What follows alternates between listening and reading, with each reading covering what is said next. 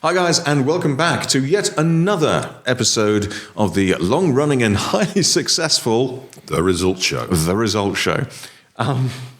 Today we're going to be looking at the third kind of like companion technology or technique to NLP that we're going to be looking at. Yeah. And again, this is something where I know that you've got a lot of experience in terms of almost like reaching in and grabbing this out as a tool to use in so many different situations, whether it be to help somebody with their personal life or their professional life.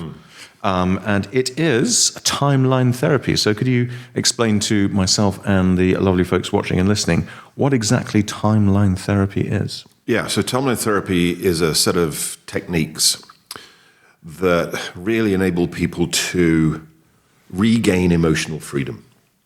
When I say that, by being able to revisit events in the person's past that has them feel either angry or sad or afraid or hurt or guilty or anxious. Even though these events may be in the distant past, those memories, if you like, still bother them, still cause them to experience these negative emotions. So techniques in timeline therapy enable people to literally release the negative emotions from those memories. Yes. Obviously, we can't change the past. The memories are still there. The memory is not the problem. It's the emotion which is connected with the memory. Yes, and we kind of used the analogy in the previous one of like having the Polaroid as the memory, but then there's a little post-it note with either a smiley or an angry face or something like that. Yeah. And then also techniques within timeline therapy that enable people to literally delete from their unconscious mind, which we talked about in the previous podcast on hypnosis, what we might call limiting beliefs. Like a belief like, I'm not good enough, or I'm a bad person, or I'm wrong, or whatever this may be, that can be lurking in the person's unconscious mind, but getting in the way of them being able to live the life that they want to be able to live. Yes. And then actually to set goals in a way that they actually take place. You know, one of the questions I ask on my mindset makeover training, which is a group timeline therapy training, is how many people here ever set a goal and you achieved it? And everybody puts their hand up. Then I go, and how many people here ever set a goal and you didn't achieve it? And everybody puts their hand up. And I go like, whoa, same people. So it's not a question of whether you can achieve goals or not, because you have. The question is, how do we consistently achieve our goals? And that's what timeline therapy enables you to do.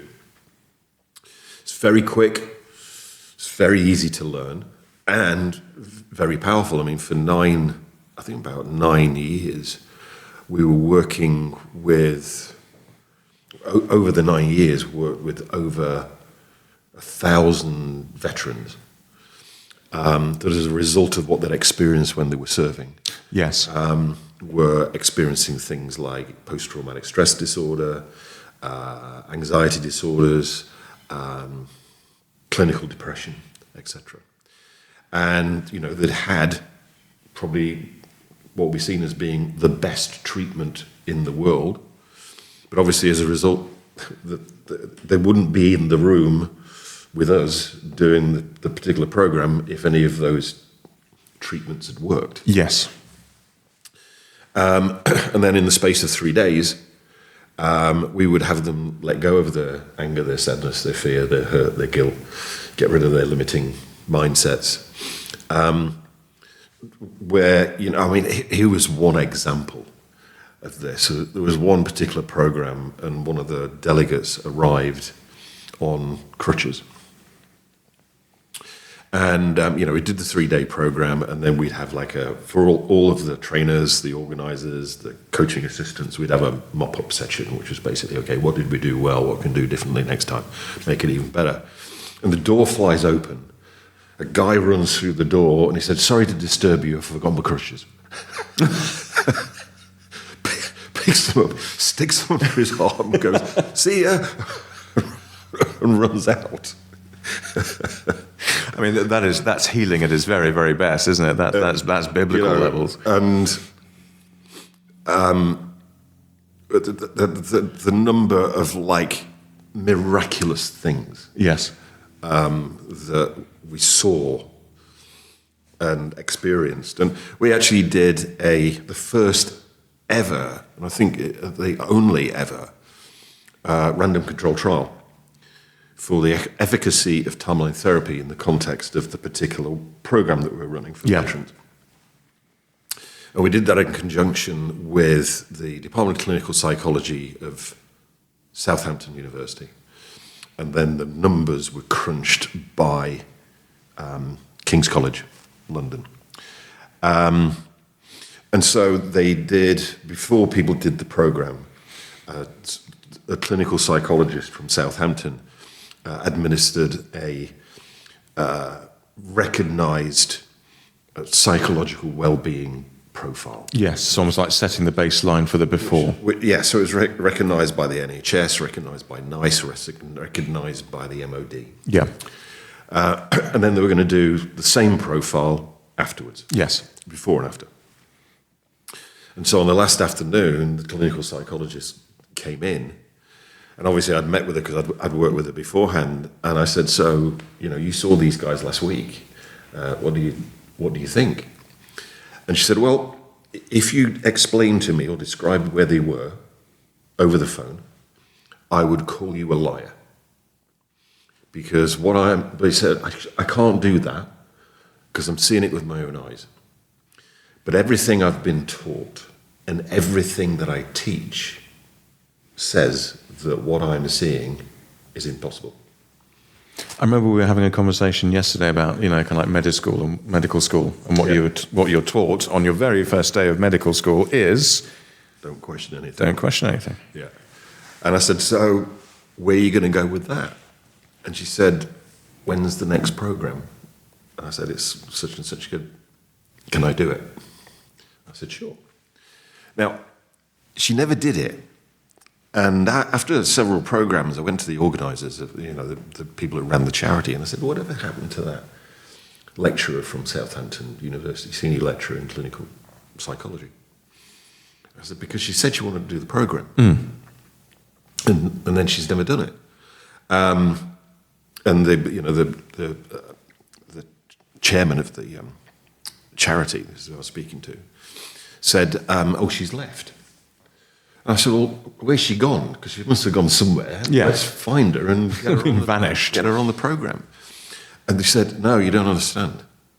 She's left, as in she's left teaching clinical psychology. And my guess is that she could no longer teach what she was told she had to teach, because from her experience it was rubbish." Yes. So, and I kind of like wish this wasn't true. But as a result of my friend and my mentor, Dr. Tad James, passing away. And Tad James was the creator of timeline therapy. Yes. And also was my mentor, trainer in Huna, my lineage. And curry body when he came over to the UK. There's another funny story about that, which I'll share. There's nobody on the planet today been teaching or practicing timeline therapy or teaching or practicing Huna in my lineage longer than me. Yes. I kind of like carrying the mantle, if you like. But yeah, one of the, as I mentioned, Tad loved Indian food. And in general, you can't get good Indian food in the US, particularly in California. And so when he came over to stay with me, he'd want Indian food for every meal. Right? So we'd go to the Indian restaurant lunchtime, and we'd go to the Indian restaurant in the evening. And eventually an atmosphere developed between us. So Sally would come and pick us up to take us to places.